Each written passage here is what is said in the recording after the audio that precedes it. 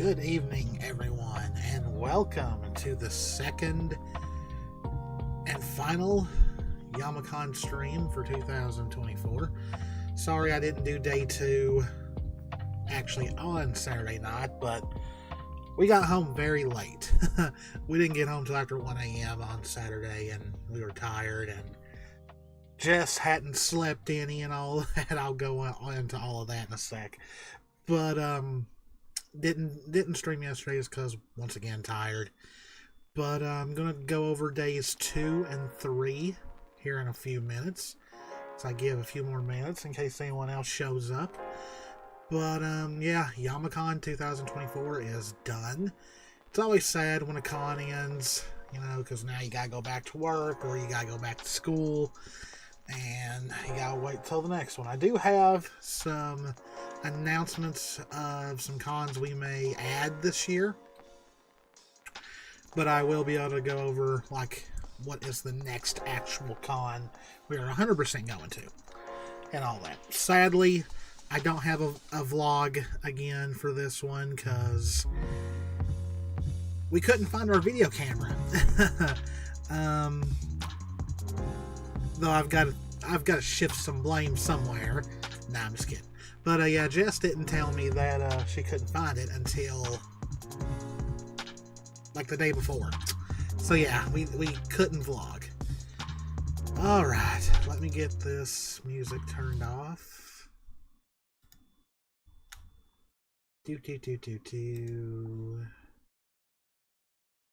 Alrighty, take this down, put me on. Hello, everybody. So yeah, sadly, no vlog this time. I know we've not vlogged the last few cons we've went to. A few times it's been my fault, like we would leave the room and I just completely forgot the camera. Or the batteries were dead, we forgot to charge it, but yeah. Jess and me have no idea where the camera is. But I wouldn't have been able... I definitely would not... Okay, so... I'll get to the cosplay competition in a sec. So, Saturday is always the longest day because that's the competition. The most people are there. That's the most that you walk around and see people and take pictures and do events. And, you know, they're like... Not so much this one, but Colossal Con is very famous for, like, people still walking around and sitting in the hallways of the convention center, like, at 2, 3 o'clock in the morning, just hanging out, you know, going to late night panels and just people watching, stuff like that. And, Yamacon's not that big of a convention for that yet. Like, they do have some late night stuff, but it's not the kind where you see people just hanging out in the convention center till 3, 4 o'clock in the morning. It's just not one of those cons. Where Colossal Con is more of a party con.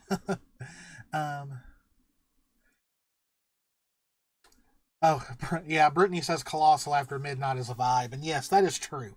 It's definitely one of those cons where people are literally almost walking around until the early hours of the morning. And then there's some who don't go to sleep at all the entire weekend, and then they crash on Monday. I've actually got a quick funny story about Colossal Con real quick before I get into this one. This will give, if anyone's watching that's never been to Colossal Con in Sandusky, Ohio, this will give you a little insight. Last year's con, I think it was Sunday night. It was technically the final night of the con, though we stay until, you know, Monday and all that. The convention center where Colossal Con takes place is the Kalahari Resort and Convention Center. So there's a water park there. I've told you guys that before. John Kalahari, yeah. So the water park closes after a certain time, pretty much when it gets dark. I think the only time they ever do anything with the water park at night is they'll sometimes keep the wave pool area and the inside water park open a little later, but, you know, they'll have like a wave pool glow stick dance, which they actually charge extra for instead of having an actual, glow stick dance or rave. And none of us really like it. Like we've never went. We're not paying extra to go. Who dances in a wave pool? Like seriously, who does that?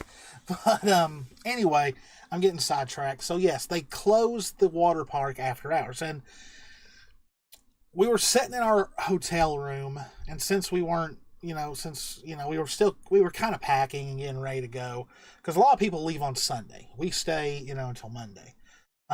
We almost stay an entire week at Colossal Con. Eventually, the con's going to be an entire week long if they keep on growing. But we started seeing posts on social media about a guest being in the outside water park after hours. And where our room was situated, I can't remember if we could. Jess, could we see the guy? No, because we were in the little cove thing. Okay. Yeah, I couldn't remember if we could see it from our hotel room or if we saw it in a video. But somebody, like the entire all the convention goers were hearing about this, and some decided to go out. I'll get to that in a sec, Brittany. They went out and filmed this guy, and it was, if I remember correctly, the guy was in nothing but swimming trunks. He had like a pretty good sized beard and like black stringy hair in a way. And he had taken one of the deck chairs, put it in the water. It was in the pool that's got the basketball hoops. Put it in the water, and he was standing on it, and he was doing something to one of the basketball hoops. He was just fiddling with it. And people were like, who the hell is this guy? Like, is he a con goer? Is he a normie? That's what we call people who go to conventions, who walk around and see cosplayers, and they're like, oh my God, what is this? They act like they walked into the Twilight Zone. Because Sunday, that's when they kind of do allow the normal people to come in and make reservations to stay or whatever. We still don't know. Like, we've heard rumors that it was a con goer, and then we heard rumors that it wasn't. But somehow, this guy got into a closed water park, and it actually took a good few minutes for security to come find him. And there was a video on social media of someone filming this guy. And you guys have to understand that whoever owns Kalahari, nobody knows much information on him. Like, and I don't know if John Kalahari is actually his name, but like, no one knows anything about the person that actually owns the Kalahari Resort. And so the guy filming is like probably drunk themselves a little bit, but they're like laughing and talking about the situation. And all of a sudden you hear him go, that right there is John Kalahari, the man, myth, the legend. And it became like the big, like, we are hoping this guy ends up on the badge this year of us, some guy just fiddling with a basketball hoop in a pool. And to this day, we have no idea if the guy was drunk, if he was on some other kind of substance. Like, you think you'd kind of have to be to sneak into a closed water park and do what he did. But yeah, Colossal Con is that kind of convention.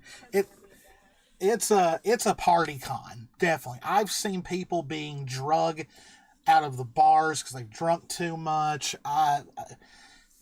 Another year, me and Jess were cosplaying as Blake and Yang. Now, this was the rare occasion. Okay. Brittany says that the owners are some husband and wife from Wisconsin, while John Kalahari is just a meme. Okay. Well, still, I don't know nothing about the owners, so that never really took time to really ask about them. But when I'm there for the con. But though, if I ever go back to doing creepy mystery videos, there actually is a creepy story that has to do with the Kalahari Resort. Not the one in Sandusky, Ohio, but another one. But it was one of the rare occasions where Jess was Yang and I was Blake. And we were getting, I think we were either walking somewhere or we were about to get into an elevator. And all of a sudden we hear a girl screaming, Yang, Yang, Yang. And up runs this, I mean, she was obviously... Brittany says she only knows because she applied for a job there. Brittany, I'm surprised you're still awake. It's after 11. Brittany gets up very, very early for her job, so I'm surprised she's still awake. And this girl, and when I say girl, I don't mean little girl. She had to have been 21 or older because of the state that she was in. But she was shorter than me and Jess, and she was cosplaying as Summer Rose. And she was drunk. Okay, put it simply, she was flat drunk. And so me and Jess decided to help her to her room because, you know, as fun as conventions are, they can also be dangerous if you're walking around under the influence. You're with that crow friend. Oh, yes. He's the one who had her first. Oh, yeah, that's right. We had also met a crow cosplayer who was helping her as well, and she saw us and ran to us, and he was like, whoa, wait.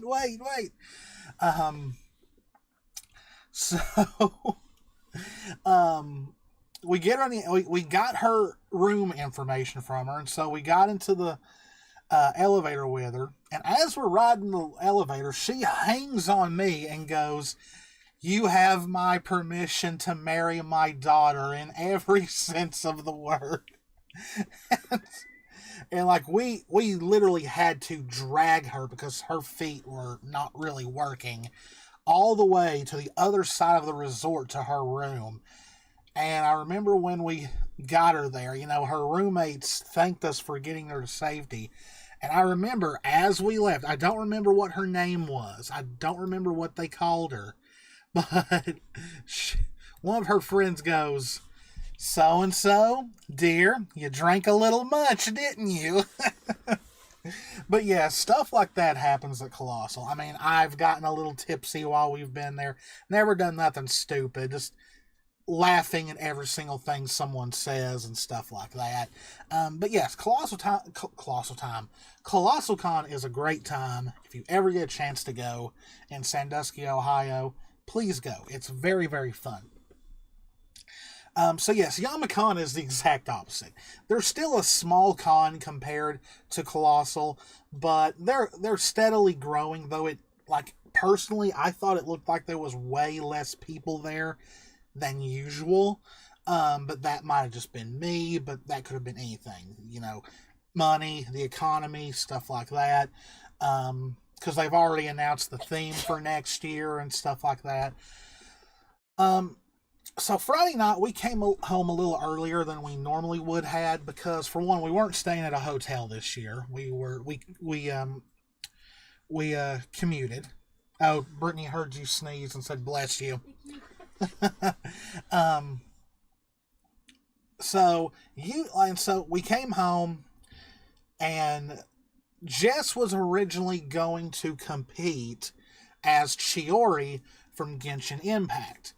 Well, she ran out of time, and I think she made the decision on Thursday to hold off on that because she didn't want to rush it and compete as Blake from Volume 7 to 9.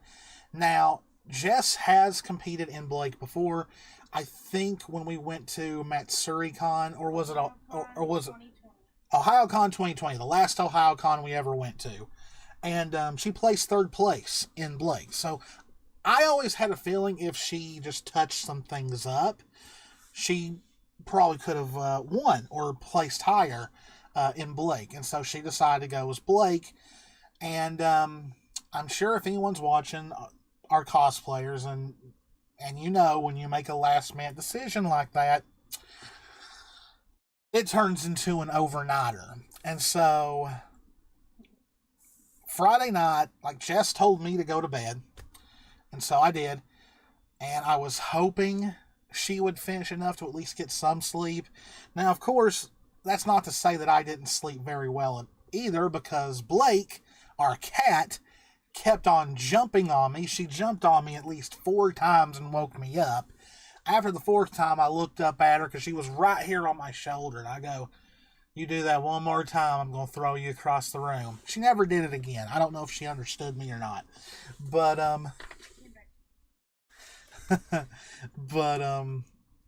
Jess ended up staying up the entire night. She did not go to sleep at all. No one sleeps the night before. Yeah, Brittany says that's just competitive cosplay. No one sleeps the night before. Yeah, the problem with that is we're getting too old for that. It's because like I could not. I love sleep. I love sleeping. You know, I don't see how this is not the first time Jess has done this. I don't see how she can do something all day, like when we went to the con for Friday, and then literally stay up the entire night working on something, not going to sleep at all, waking me up and saying, hey, it's time to go. And then literally, remember, we did not get back from the con Saturday until 1 a.m. Yeah. Let's just say she was asleep pretty quickly. But, Friday, besides that, cosplayers are made of stronger stuff. Yeah, I hate that. Oh, well, now Jess is in the chat. Okay. Adrenaline and energy drinks. You don't drink energy drinks anymore. I told you to stay away from that stuff. Anyway. So, Saturday, I didn't pick up a whole lot. I'm going to go over what I picked up before I go over the story with the competition. So I know I said in part 1 that I'm not one much for sexy statues, but I've really grown to like this character, even though I've not read the manga or watched the anime, but you can ask Jess. I kind of have a thing for characters with black hair, and usually if it's a demon / succubus-like character, then yeah, and so I picked up another Albedo figure. This time she's in a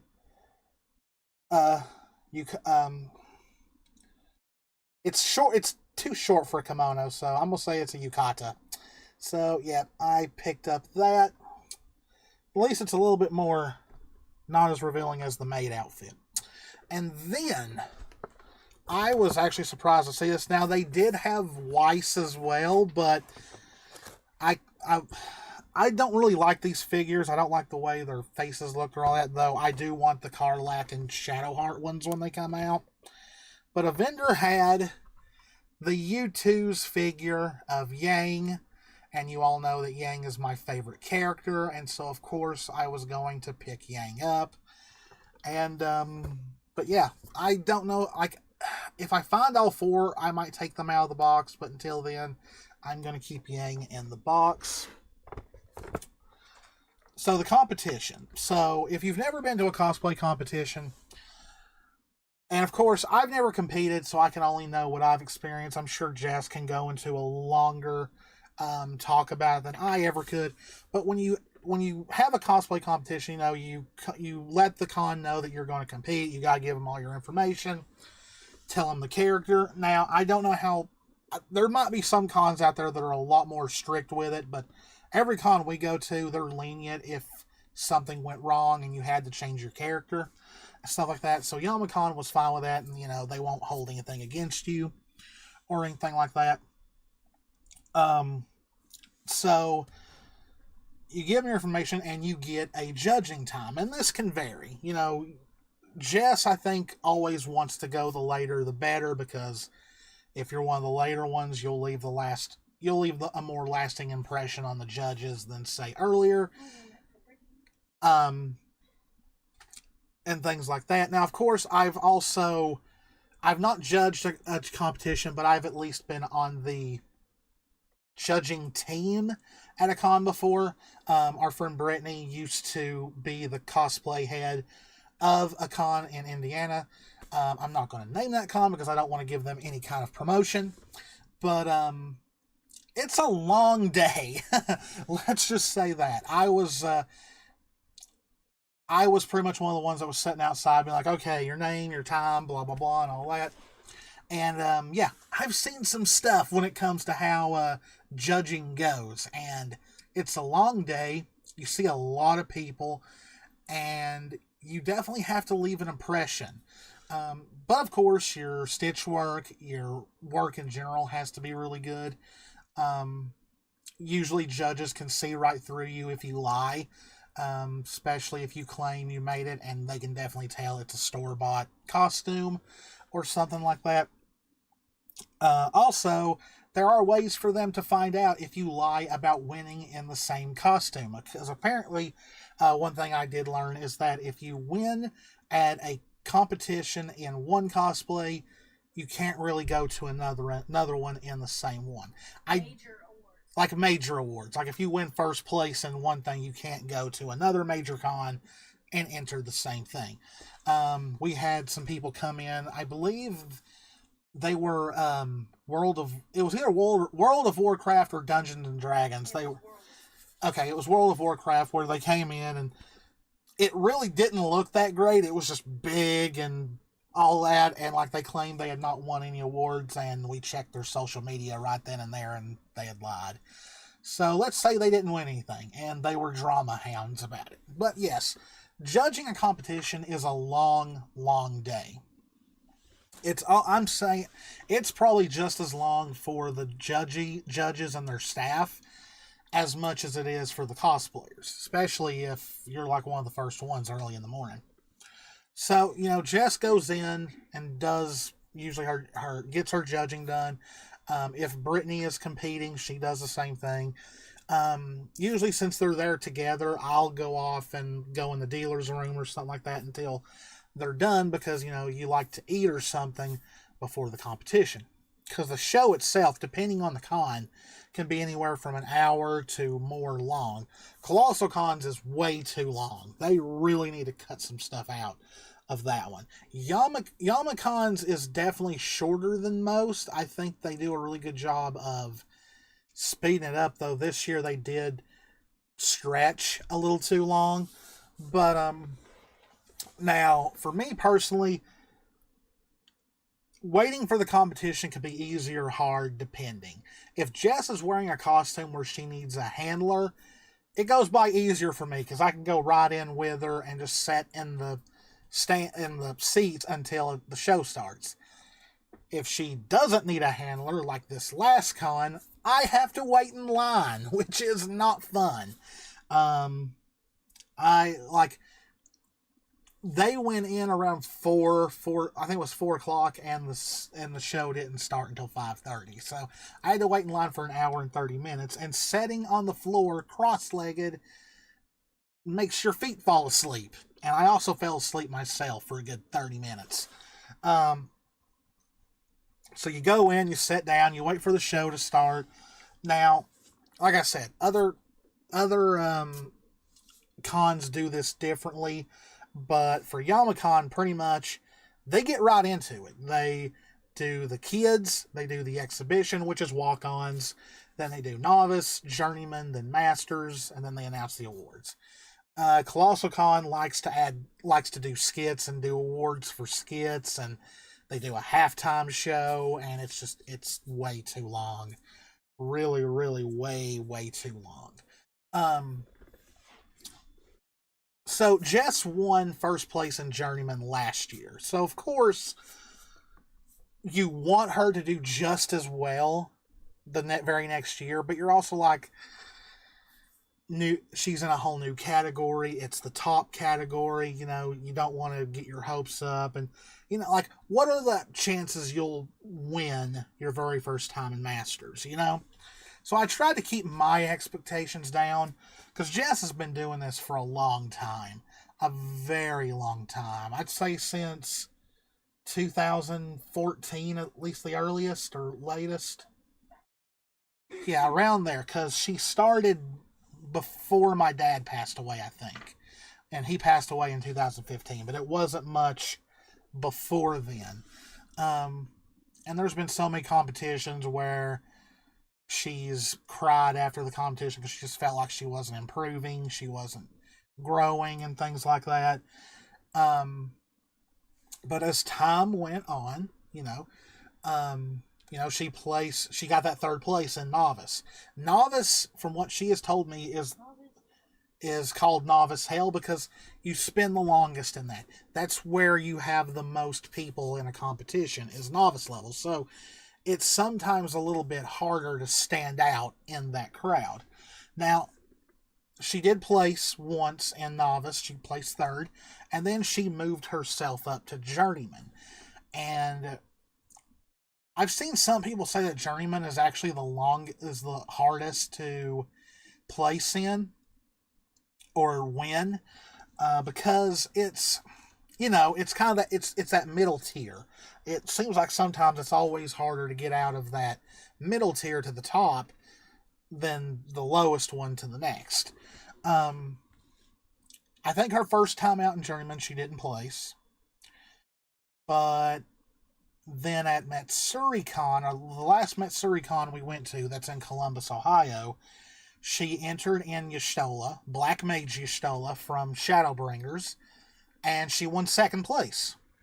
So, hey, that was already a huge improvement. Then I think the very next time she competes as Y'shtola is last year's Yamacon. She wins first place in journeyman. So, really, all the years she competed in novice, she only competed maybe 3 or 4 times in journeyman before she won. So during the time between last year's Yamacon to this year's, the judges bumped her up to masters. Now, of course, being masters, that's the top ones. That's the top people at the con that you're competing against. But also, from what I understand, the judges look at your costume a lot more in detail than they do in the lower ones. Like, they look at your stitching a bit more. They flip things over to make sure everything's good. All that stuff. So the competition went, and I didn't realize it because I was in my own head. I was scared to death and stuff like that. But Jess says as she was sitting there, because Yamacon also does a lot of superlatives. They make up award names as they go, depending on what the cosplay is, and give out awards. And even if you're an exhibition, a walk-on, you can still win one of these. Now, one thing I did notice is that if you're in novice, journeyman, or master, if you win a superlative, you're more than likely not going to get one of the big awards like runner-up, first, or best in show. That's from my understanding. So apparently Jess noticed as she was watching things happen, almost every master won a superlative, and it was just winding down. But in case you have not seen on Twitter or anything like that, Jess placed second. She got runner-up in Masters, and this was her first time competing in Masters. Our friend Brittany also won a superlative, which they called the Rawhide Award, and that is because she entered as her Plague Doctor, which she did her own leather work on that costume, and that wowed the judges. So this is the first time since we have known Brittany that both her and Jess have won an award at a competition. It's either been Brittany won an award and Jess didn't, or Jess won an award and Brittany didn't. And you guys also got to realize Brittany has kind of been, in a lot of ways, a mentor to Jess. And one thing Brittany wanted was for Jess to beat her at a competition, and it happened. So for me, and I think Jess as well, she took runner-up in her first time in Masters as a victory. Like, she was crying, happy tears, and just, it was amazing. Like, it's not that I don't have confidence in my wife. It's just that you just don't expect it. Like, usually you have to be, for the lack of a better term, a one-of-a-kind talent to already do that well in one of your first outings. Now, I might be jumping the gun with that, who knows. Now, I'm going to make a prediction. No, not to say anything bad about the person that won. Though apparently she did cause some backstage drama from what I understand. I think, in my own personal opinion, that if Jess had entered as Chiori, she would have won. I really do think. Based off the work she has shown me she has done, compared it to the one who did win. But once again, that's no disrespect to the winner. I'm happy either way. Now, of course, the big award that is the top of the top is Best in Show, which the one that did win Best in Show did highly deserve it. It was an amazing outfit. But yeah, let's just say that the competition really woke Jess up. Like, she didn't start finally falling back asleep until we were on our way home. So yes, that is why. Now, of course, the following day was Sunday, and Sunday is definitely the shortest day of the con because it's the last day. They closed everything around 4 or 5 o'clock, so it was mostly just I think all of us just went in casual clothing, though we wore our ears and tails and all that with our jeans and t-shirts and stuff like that. Which were all from Paw Star, if you guys have ever heard of them. If not, look into them if you like wearing tails and ears and all that. They've got a lot of colors and a lot of different kinds of styles and all that. So, but most of that time was spent in the dealer's room. Because, it's the last day. Last minute purchases. Sometimes some of the dealers will give you a deal and stuff like that. And I hadn't really planned on spending a lot, but I still did. Because I was also buying Jess's birthday while we were there. Now, one thing, a couple of items that Jess bought. Now, these are artist made. Jess, I believe, knows the names to these artists. I don't.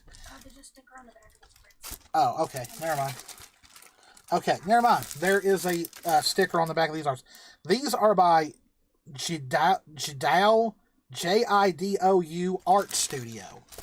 Jess picked these out, and when she saw it, and they had all of them, she was like, oh, I've got to get this. So once again, if I don't remember the artist's name, we will credit them in the description once we get the names for them. But the art prints were of the RWBY girls. So here is RWBY. Then you have Weiss.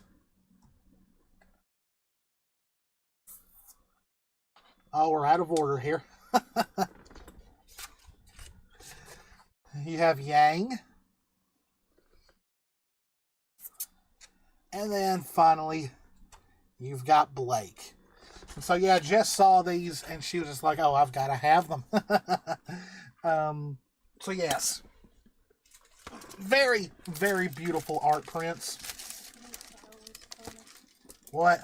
Japanese style was just a bonus. Oh yeah, and the fact that they were Japanese style, Jess says, was a bonus. This next one, we have gotten stuff from this artist before. I think Jess knows their name. Like I said, we'll put it in the description when we can.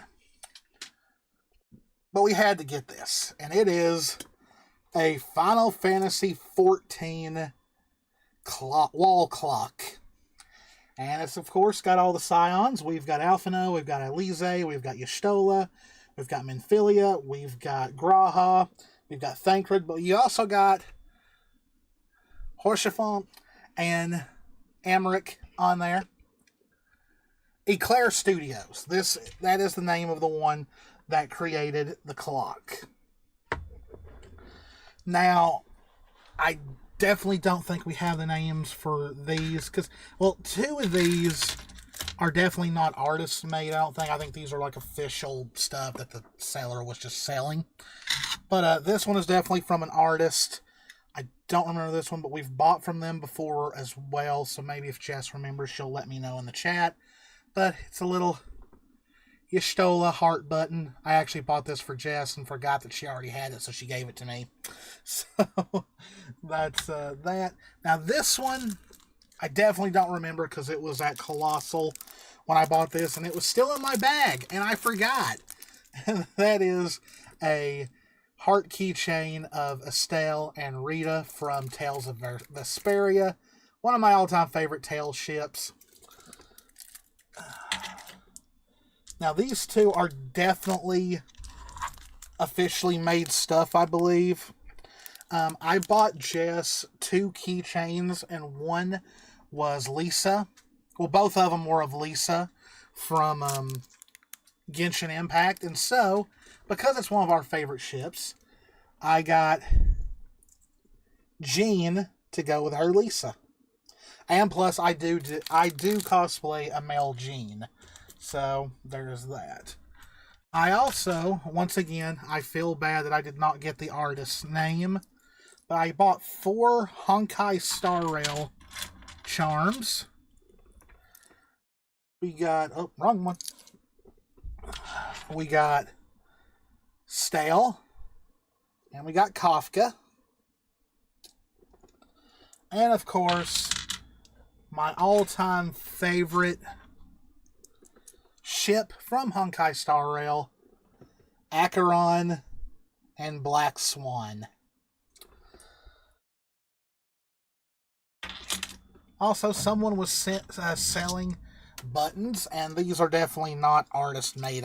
Like, the art on them is official art. It's not art that the person who was selling them made, but Jess got me some Dragon Ball pins. We got Super Saiyan Kefla, Ultra Instinct Goku, and 2 Android 18s. So there is that. And I bought these from the same dealer who did the Hunter license cards that we bought. I think their name is Mystery Shack. But I had to get these. Got some Zenless Zone Zero cards. We got Jane Doe. We got Juyan, because that's my favorite ship in Zenless Zone Zero. And then, as a third character, I was like, well, she could be the third in the wheel if she wanted to be. But also, I feel like if Jess ever played Zenless Zone Zero, she would play it. She would want this character because she's a mechanic. And that is Grace Howard. So, yeah, there was that. And then, like, the one item... Oh, I got 2 more items.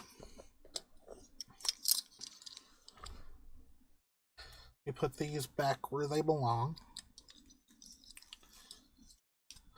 Oh, update on that Blake card. I don't know if I'll get it graded because I worry about that. I'm just scared of sending cards in the mail because I'm worried about them getting lost. But I definitely want to hold on to it and get Erin to sign it if I ever get to meet her. But my next to last item is, once again, another Albedo statue. And this time she is in a swimsuit. This is a set-down statue. So I guess I'm starting a collection here. And the last item was originally on my Christmas list. But a vendor already had it. They were cheaper than it was online. So Jess went ahead and got it to me and gave it to me. And even though we could already watch this like on High Dive streaming, I wanted a physical copy of this. And that is Season 1 of Reincarnated as a Sword, the Collector's Steelbook Edition. It's got like 3 different artworks of Fran and Teacher. And as I've said in the past, I love this series. The other disc is in my PlayStation. Ever since I stumbled upon the manga, and I've bought the manga, I've bought the light novel. So happy it has an anime now. Can't wait for season 2. And yeah, if you guys have never watched Reincarnated as a Sword, it's not your typical isekai anime. It's actually really good. The relationship between Fran and Teacher is father-daughter, and it is absolutely one of the most wholesome and sweetest animes I have ever watched, or mangas that I've ever read. I believe the manga is now on volume 13. 14 comes out later in 2025, and the light novel, I think, is around the same, either 13 or 14, or maybe even volume 15 at this point. I'm not fully caught up on the light novel because 15 volumes, that's a lot, and I just don't have the time to read all that much. But not much went on Sunday. Like I said, we went through the dealer's room.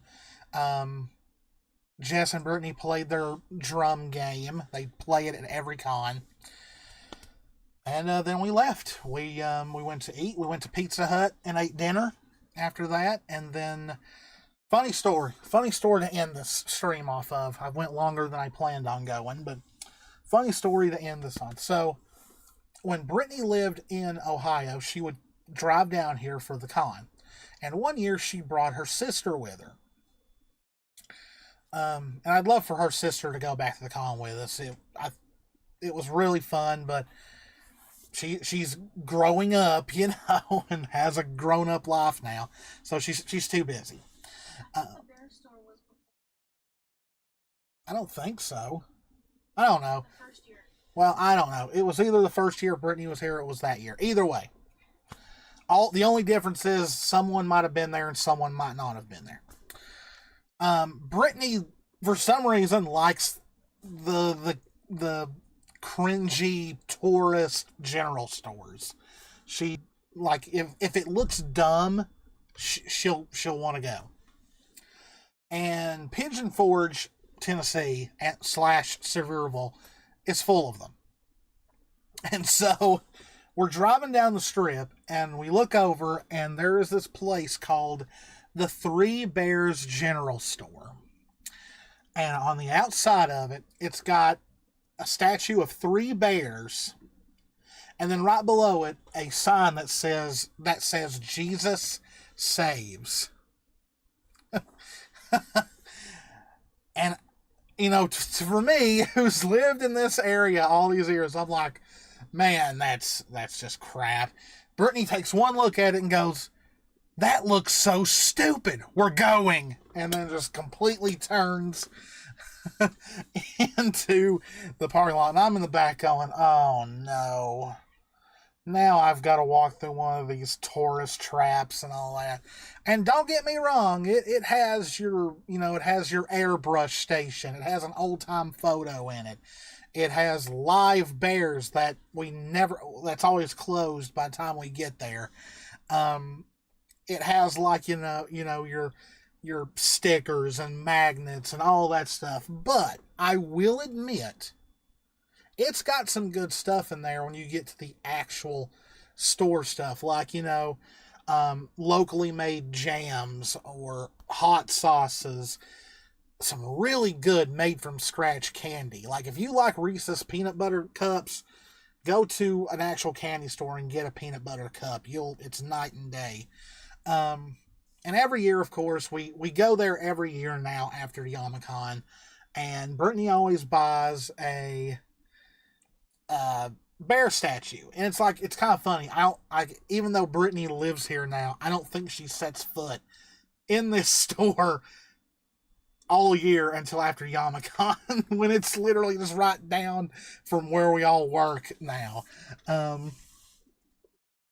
But like I said, it also has some weird stuff in there. They sell like one of those bootleg NES minis, and it has a Pandora jewelry in the very back that looks completely out of place. Like it's just there. It looks like it should be in a mall department store, and it's in the back of this tourist trap general store.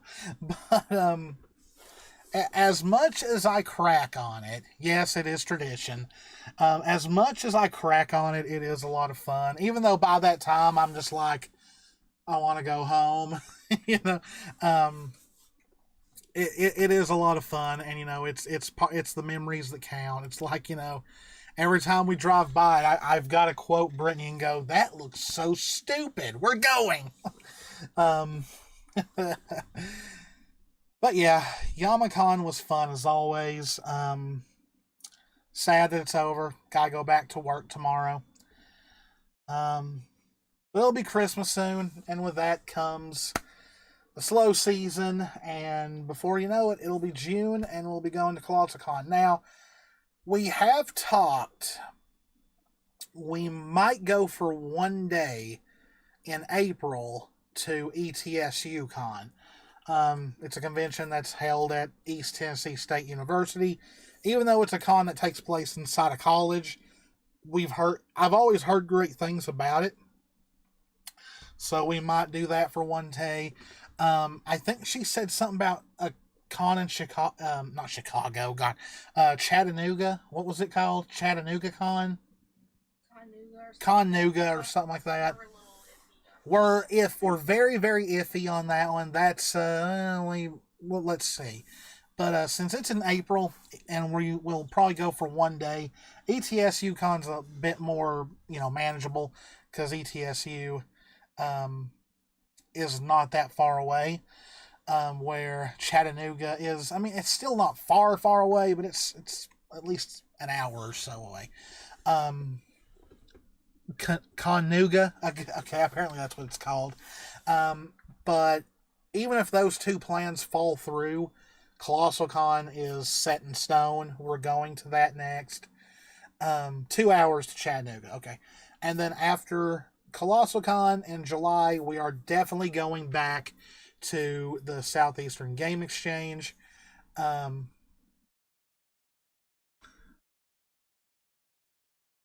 the Ren Fairs is mostly you guys' thing. Anyway,